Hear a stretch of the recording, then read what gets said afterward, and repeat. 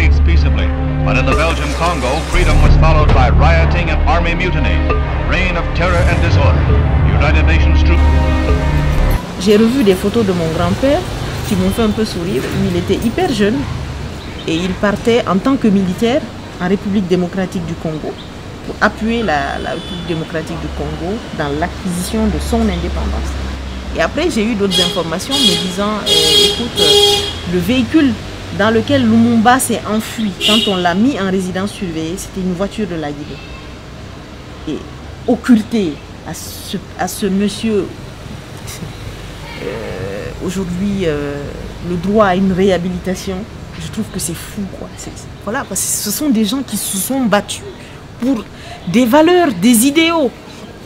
Voilà, et dire aujourd'hui que ces personnes-là, on ne doit pas parler de ça, moi je trouve ça que, à la limite, c'est une façon d'effacer l'histoire.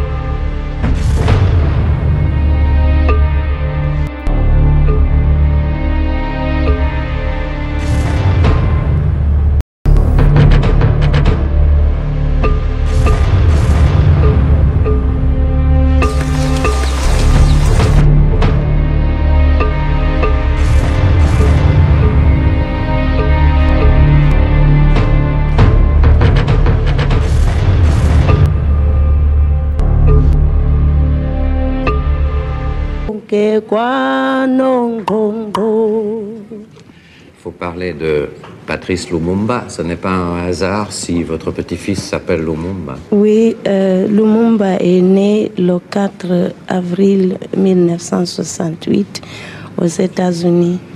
J'étais en Californie, sa maman était à New York. On m'a téléphoné pour dire que tu as eu un petit-fils et sa maman lui a donné le nom de Lumumba.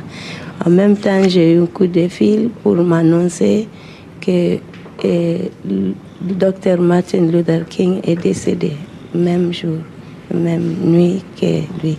Et sa maman a décidé de lui donner le nom d'un grand homme en Afrique. Elle a choisi Lumumba. Et sa maman a écrit également une chanson en hommage à Patrice Lumumba. Oui, oui, oui.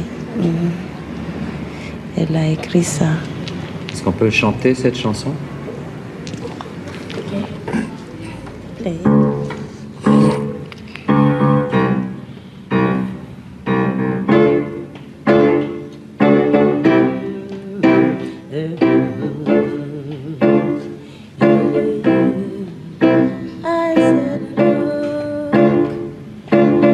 Love's golden threads are glowing. My child is springing in spirit, well, a soul and mind. Each day brings more joy. Lumumba, oh yes, that's my Lumumba. I named him after that great man.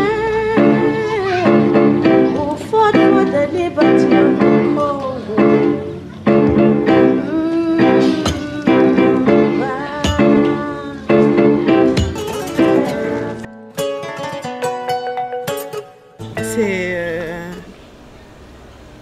de me dire tous les jours, en tant que citoyen, en tant que Guinéen, surtout en tant qu'être humain, qu'on ne peut pas, on peut pas minimiser la vie humaine.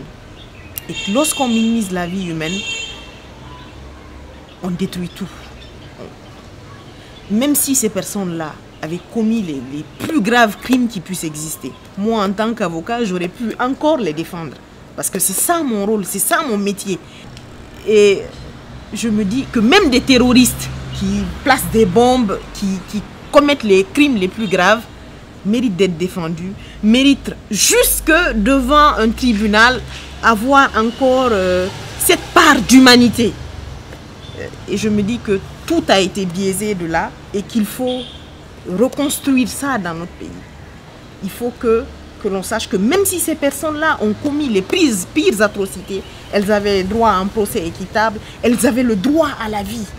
Et ça, je pense que c'est le combat, moi personnellement, de ma vie.